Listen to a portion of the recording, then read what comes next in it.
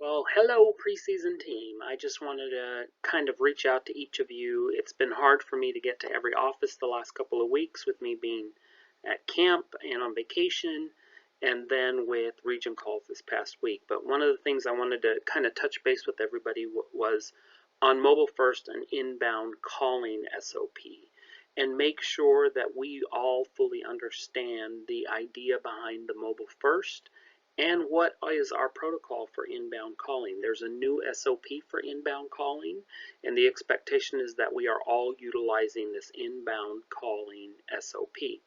I'm going to go through step by step what that is, and then I'm going to talk a little bit more about the mobile first and expectations for consultation setting and mobile first setting.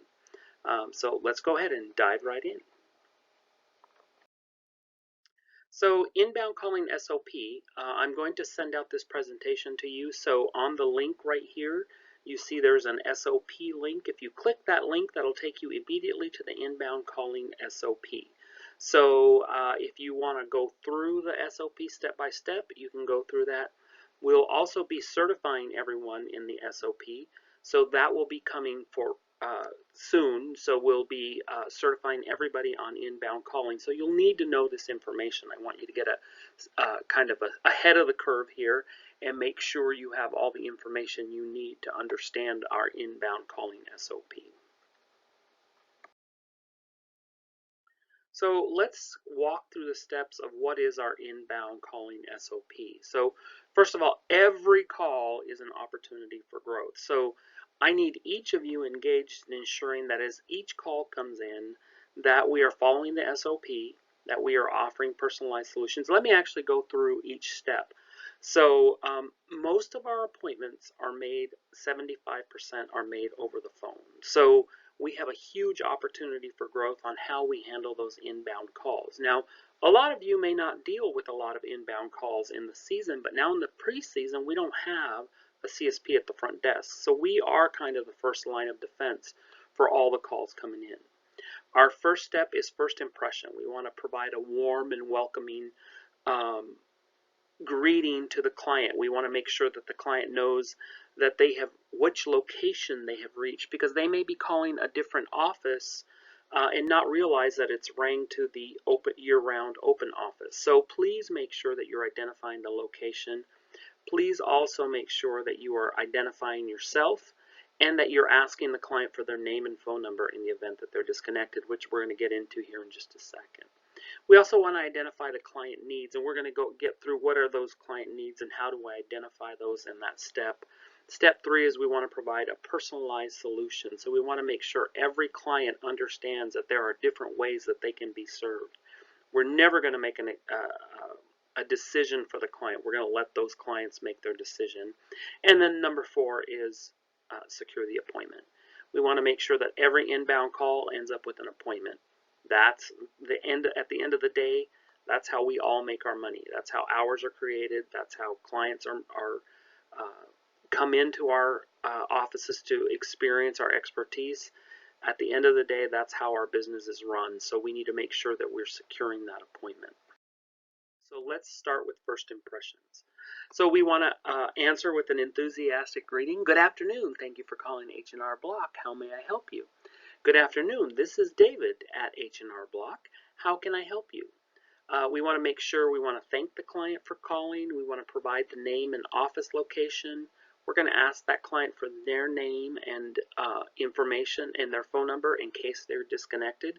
With the way cell service is today, we want to make sure we are gathering that information. Just in case we lose them, we can call them back. Ask the client if they've used our services before. Are they a prior client or are they new to H&R Block? Identify which one it is. If they're new, thank them for choosing H&R Block. If they're a prior, welcome them back. So how this is going to go and what it's going to sound like is, thank you for calling H&R Block at the Wallaceville location in Houston, Texas. This is David. How may I help you? Well, thank you so much. Yes, I'd love to help you so much. First of all, if you could give me your name and number, I'd like to go ahead and capture that just in case we're disconnected. Great. I really appreciate that. So let me ask you real quick, are you a prior client or are you new to H&R Block? Oh, you're new? Well, I'm super excited that you're going to have an opportunity to come to H&R Block this year and allow us the opportunity to showcase our expertise. It's going to sound something like that. Now, I don't want you to have a script. I don't want you to have something memorized. I want you to make this your own. I want you to answer it. I want it to be genuine, friendly. So you can go through these steps and role play with a partner, role play with me, role play in your head, whatever, in a mirror, however you need to do it. But get used to kind of this verbiage and this language so that each client is getting that great experience from the first impression. Next, we're going to identify the client's needs. How can we help you? Ask probing questions to get to the heart of the client's needs. What are they really needing? And then demonstrate your expertise through some of these questions. Listen with purpose. Understand what the client's needs are. Please don't draw conclusions. Don't jump to the end before the client's completely told you what they need. And then show empathy. For example, if someone's calling in, new client, they have an IRS letter, say, I can understand the angst around receiving an IRS letter. It can be very stressful, but we're here to help. I want to put your mind at ease. I'm an enrolled agent with the IRS, which means that I, at the highest level of certification that anyone can be other than a CPA or a tax attorney, and I am able to help you.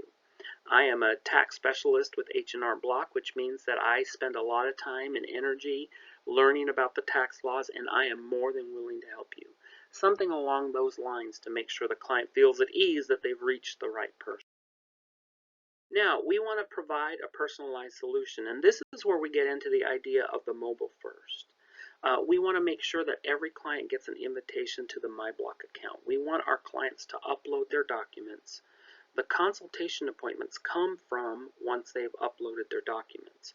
So even if the client says, I want to come in next week on Wednesday, what you're going to say is, great, no problem. What I'd like for you to do is I'd like for you to go to our secure site, upload your documents so I can review those documents. I can go ahead and look things over, make sure we have everything we need before you set foot in the office.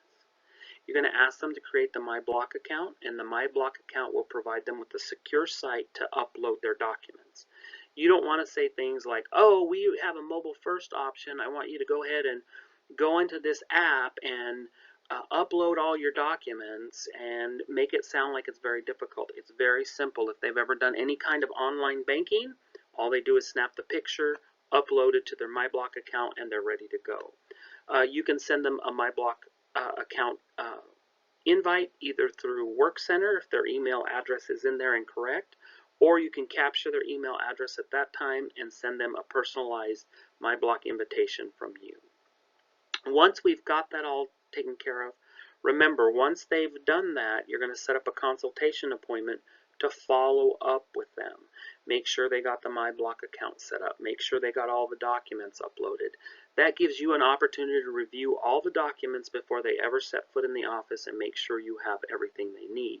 That also allows you, in the event of an IRS letter, in the spirit of our price transparency, if they have an IRS letter and there is a charge for that, you can set up a consultation appointment and discuss the fees that are going to be associated with taking care of that IRS letter. And at that point, the client can make the decision to come into the office or not.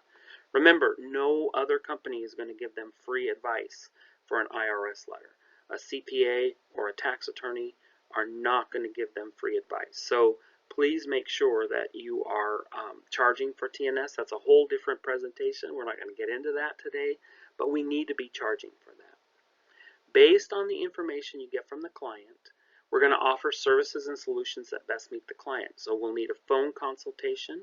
If they want to do in-office, they can do in-office. They can come in for tax prep, audit assistance, or second looks. They can do drop-off with Approve Online. We have our drop-off services, so make sure they understand that. Or they could go to our virtual platform and do Tax Pro Review or Tax Pro Go. Of course, later on we'll be talking about Emerald Advance, which will require them to come into the office for Emerald Advance. But for right now, as we're doing audit letters and tax returns, those are our steps. First option is always the mobile first or phone consultation. Being able to allow the client not to set foot in our office may be the best solution for many of our clients, as we are limited on hours and they are very busy. Most people will probably, and we have found in some districts, that's exactly what's happening. When we've changed our frame of mind and start offering that phone consultation, it has freed up a lot of time for you to spend more time working in the office, have more clients, have more hours, but less clients actually physically walking into the office. So we want to make sure that we are capitalizing on this. Also, what we found is so far we're at 100% for CES satisfaction on our mobile first option. So clients who are not having to set foot in the office, who are dealing strictly over a phone consultation and approve online, are finding that they like that option very well, and we're at 100% on CES scores on that. The last thing we want to do is we want to provide the client with an upfront transparent price. So please make sure that you are discussing price on the phone as the client calls in. Next step, secure the appointment. So we're going to offer 2 available appointment times. For example, we're not going to say, when would you like to come in? What you're going to say is, we have some appointments available on Monday at 3 o'clock, and we have an appointment available on Monday at 5 o'clock. Will either of those options work for you? Set the options, don't give a wide open option, especially now when we are limited on number of people in the office. If you say, we're open on Monday from 3 to 7, when would you like to come in? And we're booked from 3 to 5, both of you have appointments from 3 to 5, and the client says, I want to come in at 3:30, your answer is going to say, well, yeah, I don't have anything at 3:30. Well, you just said, when would you like to come in? We're open from 3 to 7, but now you're telling me I can't come in at 3:30, so it's kind of confusing. So you're going to offer those times that are available. I have a 5 o'clock open today, or I have a 7 o'clock open tonight. Which of those will work for you? Navigate to the selected time and date in Appointment Manager. Ask the client the matching questions. You need to schedule virtual prep time if you need that, and then you need to set the appointment. Enter client details to schedule the appointment. Now remember, if you're setting up a consultation appointment, it's not a callback, it's a consultation. So make sure you're making those consultations. Also, if you're setting up an in-office appointment where they absolutely say, I want to come in, schedule a consultation appointment for them to have uploaded their documents and you to review those documents with them. So even if they're coming in, you can still set up a consultation to call them back before they come into the office, make sure they got their documents uploaded, make sure they didn't have any problems with MyBlock. Remember, that's the first thing we're encouraging is everyone to have a MyBlock account. Then you want to make sure you review the appointment details.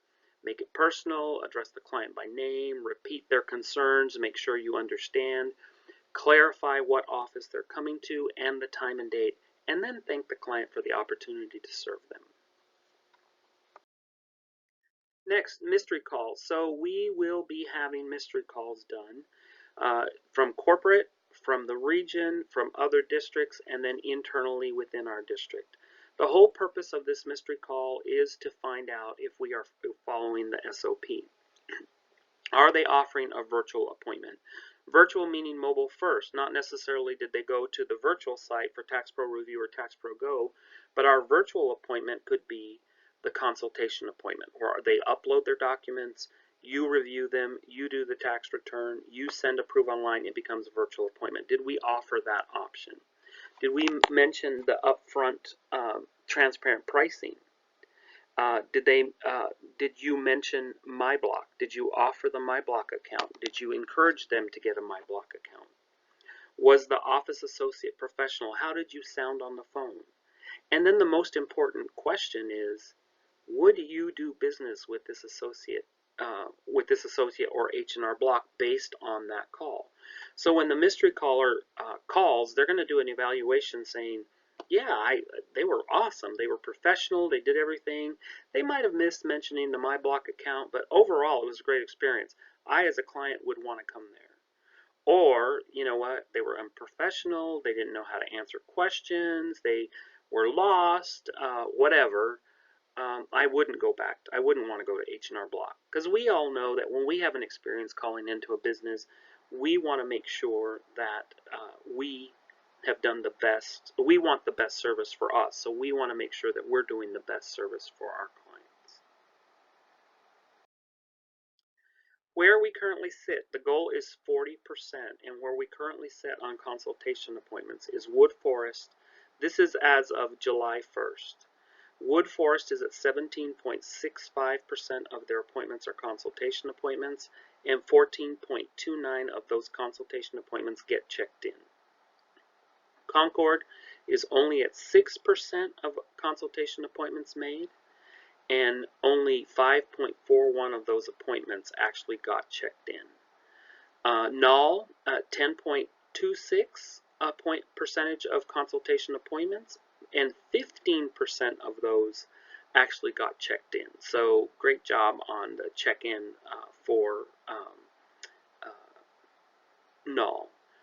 Garth, only 5.41% of appointments made are consultation appointments, and only 8% of consultation of total appointments checked in were made.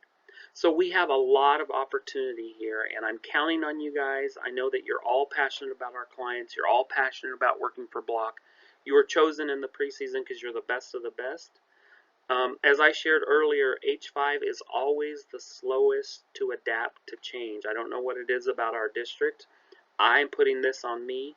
I'm saying it's my lack of communication. That's why I'm doing this video, to make sure I reach all of you. Next week, I'm going to make an effort to visit every office to make sure that you understand the importance and what it is that we're supposed to be doing. In the meantime, if you have any questions or you need anything from me, please do not hesitate to reach. Thank you so much for spending a little bit of time with me. If you have any questions or concerns or comments, please email me or call me, david.armijo@hrblock.com, and of course my phone number is 281-788-8953. Hope to see you next week. Bye-bye.